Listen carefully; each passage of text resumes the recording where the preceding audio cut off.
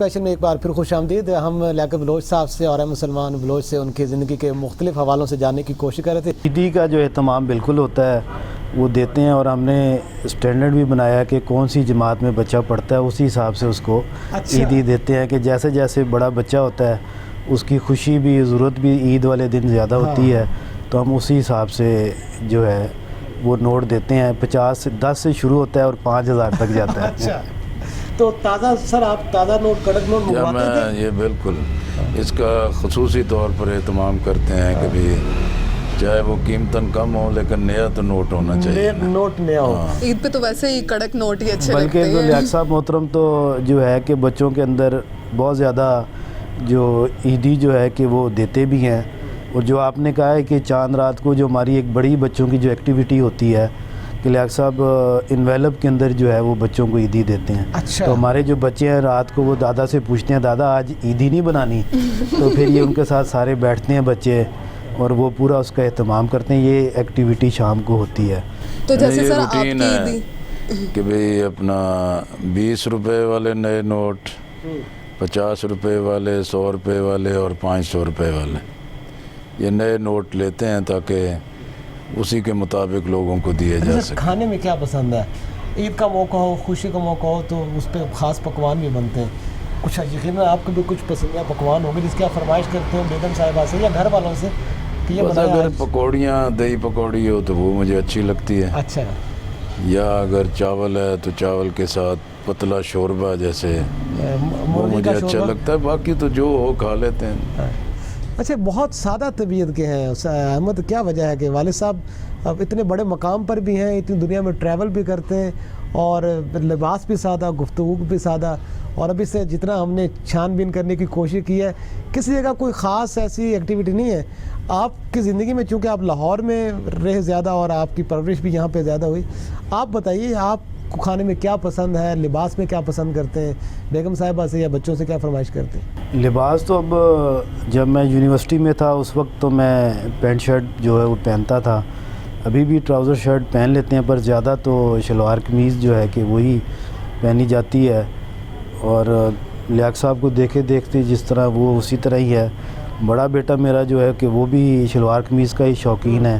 اس سے چھوٹا جو ہے کہ وہ ذرا کم پہنتا ہے, جو لیاقت صاحب کا زیادہ لاڈلا ہے. یہاں گھر میں بھی ہماری یہی بات ہوتی ہے کہ اس سے آپ کو زیادہ لگاؤ ہے, وہ بھی کلیم یہی کرتا ہے. کھانے کے اندر جو دال چاول جو ہے کہ وہ پسند ہے. دہی بڑے جیسے لیاقت صاحب کہہ رہے ہیں کہ وہ بھی پسند ہیں. باقی عید کے اوپر اچھا اہتمام ہوتا ہے, گھر میں بنتا ہے. باہر اگر کھانا کھانے جائیں تو اس میں بیف سٹیک جو ہے, اچھا بیف سٹیک آپ کو پسند جو ہے نا کہ جی کھاتے ہیں, وہ پسند ہے. اچھا سر, جیسے اسٹوڈنٹ لائف کی بات ہو رہی ہے تو یہ بتاتے چلیں کہ اسٹوڈنٹ لائف میں آپ کیسے اسٹوڈنٹ تھے؟ شرارتی تھے یا پھر سیریس رہتے تھے؟ شرارتی تھے. شرارتیں کرتے رہتے کلاس فیلوز کے ساتھ؟ ہاں وہ بھی تھا, مطلب ان سے مزاج تھوڑا اچھا رہنا تو کلاس میں جو ہے کہ وہ ایک گپ شپ والا وہ رہتا تھا. ٹیچرز بھی اس حوالے سے ہوتا تھا کہ اچھے, یہ نہیں ہے کہ بدتمیزی کبھی اس طرح سے نہیں ہے کہ اس طرح نہیں ہوئی, بس یہ ہے کہ اچھا ماحول رہتا. لائک اسٹوڈنٹ تھے یا نالائک؟ یہ کون کہتا ہے نالائک تھے؟ میرے جیسے بڑے نالائک اسٹوڈنٹس ہوتے ہیں. آپ ہم سے بلوانا چاہ رہے ہیں پر ہم نہیں مانیں گے.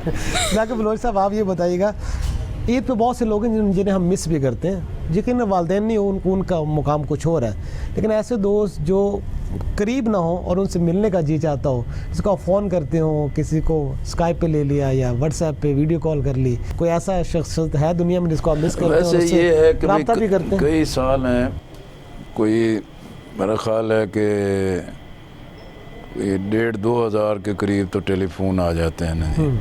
آپ کو سر آتے ہیں جن کو آپ کرنا چاہتے ہیں؟ اور میں بھی ایک لسٹ بنی ہوتی ہے جو ضروری ہوتے ہیں, ان سب کو بھی میں کر لیتا ہوں. اور آج کل تو ظاہر ہے واٹس ایپ ہے یا SMS ہے یا اس میسیجز ہیں, تو وہ بھی میرا ایک معمول ہوتا ہے کہ بھئی احمد سلمان کی بیگم ہے, میری بھتیجی بھی ہے, اس کو میں نے کہا ہوا ہے کہ بھی ایک سٹینڈرڈ جو ہے کہ ٹیکسٹ بنا ہوتا ہے, تو وہ میں ہر ایک کو ٹکا ٹک جو ہے فارورڈ کر دیتا ہوں. سر یہ تو اس طرح ایک سیٹسفیکشن ہو جاتی ہے. وہ تو سر فارمیلٹیز ہے نا, कुछ ऐसा आदमी जिससे आप कुछ ज़ाती फीलिंग शेयर करना चाह रहे हैं, ज़ाती तौर पे ख्वाहिश हो कि यार इस आदमी से मैं ईद पे रोज़ ज़रूर मेरे बात ख्याल है जो करूँगा, ज़रूरी राब्ता होते करूँगा। हैं कि वो पहले से मैंने एक चीज़ों को मैनेज किया होता है, तो सबको टेलीफोन कर लेते हैं। कोई फ़र्ज़ किया कि फ़ोन नहीं मिलता तो उनको मैसेज कर देते हैं।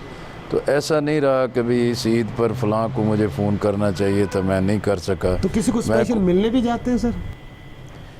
वो देख लेते हैं कि भाई कोई हमसाया में कोई बीमार है तो उनको मिलने चले जाते हैं। वैसे ईद के मौके पे सब मिल लेते हैं। अच्छा, सर ने टाइम टेबल अपना साथ साथ सेट किया हुआ कि मैंने ईद पे भी ये करना है और आम रूटीन में भी ये। सर आप अब बताइएगा जैसे कि घर कोई में होते हैं, आज ये का ईद का दिन है तो बस सुबह से शाम तक तो लोग ही आते रहेंगे, उन्हीं से मुलाकात होगी। अगले दिन हम वैसे ही गायब हो जाते हैं। अच्छा, सर ईद आप की नमाज के बाद जो है कि बड़े मामू हैं उनके घर जाता हूँ, बड़ी खाला है उनके घर जाते हैं, बड़ी बहन है उनके घर जाके तो फिर जो है घर आ जाते हैं। फिर यहाँ से सिलसिला शुरू हो जाता है, फिर शाम को वो सब आना शुरू कर देते हैं। इसी तरह से फिर चलता रहता है। जैसे ईद से पहले मैं अपनी अहलिया के साथ कोशिश करता हूँ कि जो हमारे बड़े कज़न्स हैं उनको पहले जाके मिल लेते हैं। ईद से पहले का भी ये रिवायत है कि लोगों से अब मिलना ये है जाए, कि करीबी अहलिया लोगों अब से। कई साल हो गए हैं वो एतकाफ़ में बैठ जाती हैं, इस वजह से फिर मैं अकेला भी चला जाता हूँ,